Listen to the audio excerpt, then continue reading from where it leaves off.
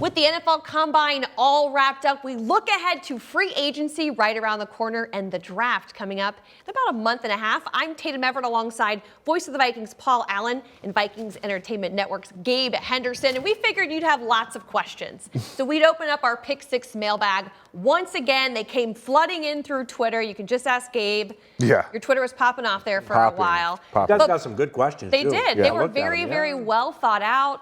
We'll actually get to the rest of them in a podcast. That is very talk about in just a second. But before we get going, let's start out with pick number 1. That is the best thing I saw at the Combine. So, PA, you've got 30 seconds. What was the best thing you saw at the NFL Combine? That would be the way Kwesi Adolfo-Mensah and new Minnesota Vikings head coach Kevin O'Connell handled their interviews. And that's not only on the podium or when they joined my show at KFAN, but it was with Sirius NFL Radio and somebody I've known for a long time, Bruce Murray. They just were bountiful amounts of positivity and energy and excitement and eyes wide open. And it was so genuine and so beautiful. I think they did wonderful work. I have to agree with you on that one, making their car wash media rounds, you could say. Gabe, let you take this one. Best thing you saw at the Combine? Best thing I saw at the Combine this week was the ridiculous 40-yard dashes for the wide receiver group this past week. And 9 guys ran a 4.3 or less this year at the Combine. Like, that is insane. When you look at just the stats from the previous years, this year was the fastest Combine for a receiver, fastest 40-yard dash for a receiver group in the history of the Combine.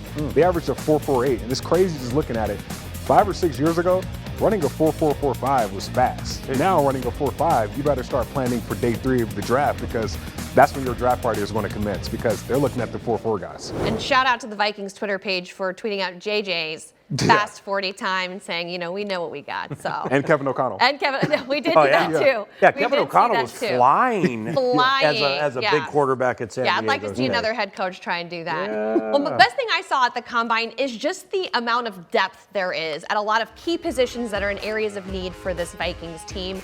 Seeing a lot of the DBs, a lot of the edge rushers, that's kind of, I think, where the defense will want to really stack up a lot of talent, and going into the draft is obviously going to be key when you have salary cap concerns, I guess you could say. So for me, it was seeing that talent out there and knowing that even at pick number 12 or into the 2nd and 3rd rounds, there's still going to be very talented players on the board for this Vikings coaching staff. And speaking of, they have a lot of big decisions ahead, so it's time to get into those questions. PA, you're going to go first with this question from Joel.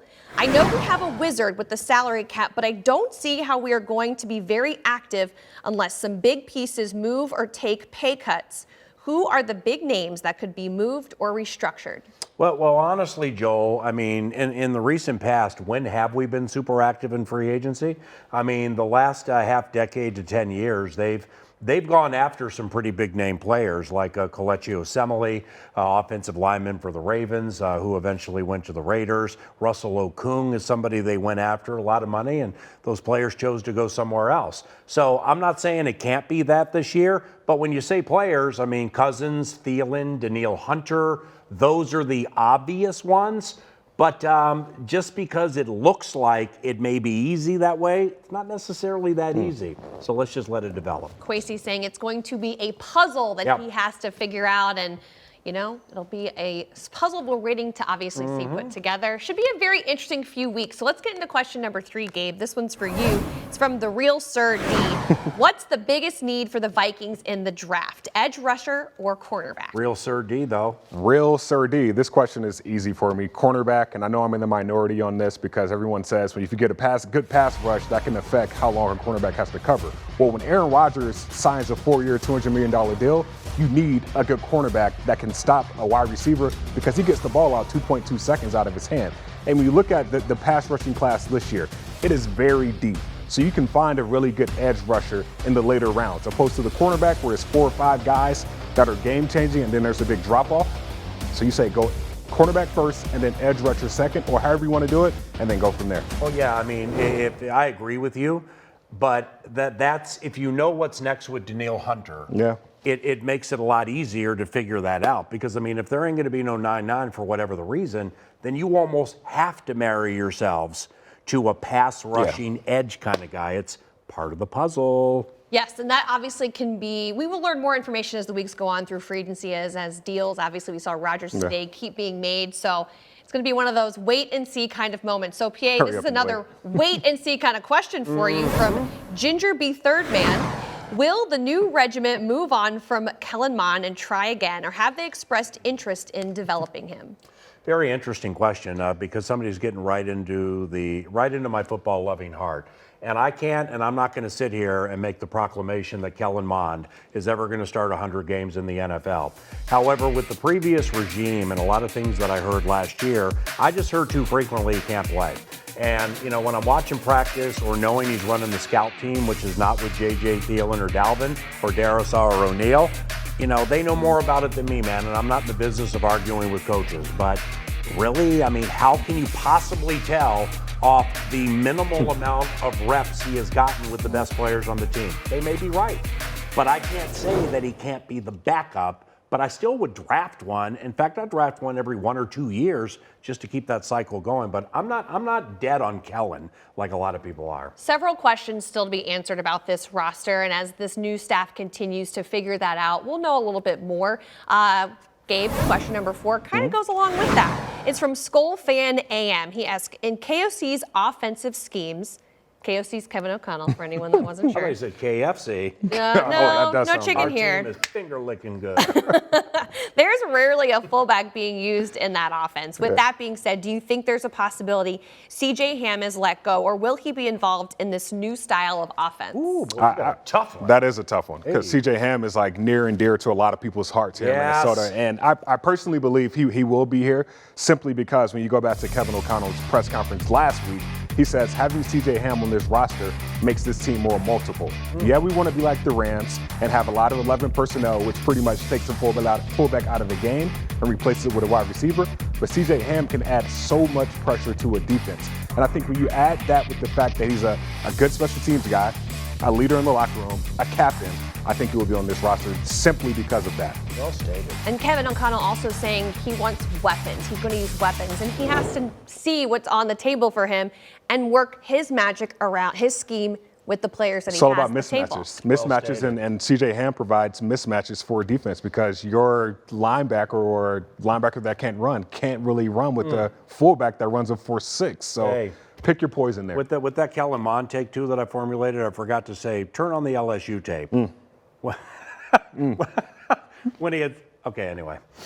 3, 2. When he had 7 yep. touchdowns. Okay. All right. You know what? The fandom checked in. We're going to move on to the last question. All right. This last one we're all three going to get a crack at. This is from Yuri Dunkovich. Great Twitter handle. Yuri Dunkovich? Oh, yeah. I love it. What are your general expectations for next season? What does Vikings management expect? If we want to see a push for a Super Bowl, how much of our potential future are you willing to expend? Draft capital or opting for veterans over development? He's asking, are we all in, basically? It's a very well-worded question. Yeah, I must have missed that one in the old text. All right. Hey. We'll give you 5 extra seconds. Okay. No, 30 on the clock now. Well, not college whether basketball. you want to hear it or not, it's fact. Patience are required. And you're going to have patience because we talked about the salary cap situation. That needs to fix itself. From 12, you got, like when Sean McVay started with the LA Rams, in the 3rd round of his first year, he got Cooper Kupp. Be cool if we did that. So you draft and you hit on something deep, and then the rest that you have around you, you have good players here. But everything is so new, I truly believe patience is going to be required. All right, Gabe, 30 seconds. Yeah, Pierre, you made a good point because you got Kevin O'Connell, who was on a team last year that was all in, and then you had Kwesi, who was on a team that built through the draft. So it's very interesting to see how that meshes. But still, after talking to a lot of people at the Combine last week, this Minnesota Vikings team has a good nucleus of players to build on from that. Add in the fact that you have a coach that just won a Super Bowl as an OC, and then a GM that everybody is behind.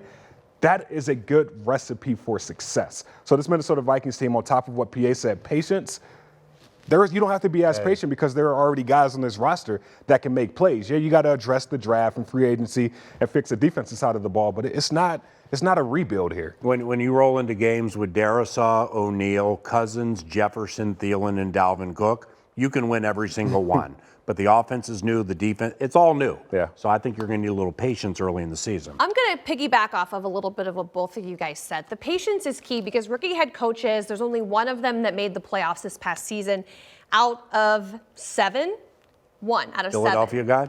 Philadelphia. 27% of first-year head coaches in the last 13 years make the playoffs. That's not a great stat. The numbers don't lie, but I don't think in all those cases they have a cupboard that's stacked, much like this Vikings team. So for me, a little bit of both. Be patient, but have generalized expectations because we want to see these guys perform and do well. We're just replacing that vinyl siding with a little bit of brick. Yep. We'll be fine. Yeah, Good old Gabe. You can count on Gabe for some good metaphors up in here, for sure. You get Tatum Everett going with that Kellen Mond LSU trash talking, and look at those analytics that came out of that. Oh, I bit my tongue. I'm biting my tongue. Anyway, but you guys don't bite your tongue. When we ask you for questions next time for Pick 6, you can tweet at Gabe A. Henderson or at Tatum Everett. And all of the questions, or at least some of the questions that we did not get to this week, Gabe and I will address in this week's Minnesota Vikings podcast. So be sure you subscribe to our podcast channel through however you listen to your podcast and check out that episode dropping later this week. For Gabe Henderson, Paul Allen, I'm Tatum Everett. Thanks for tuning in.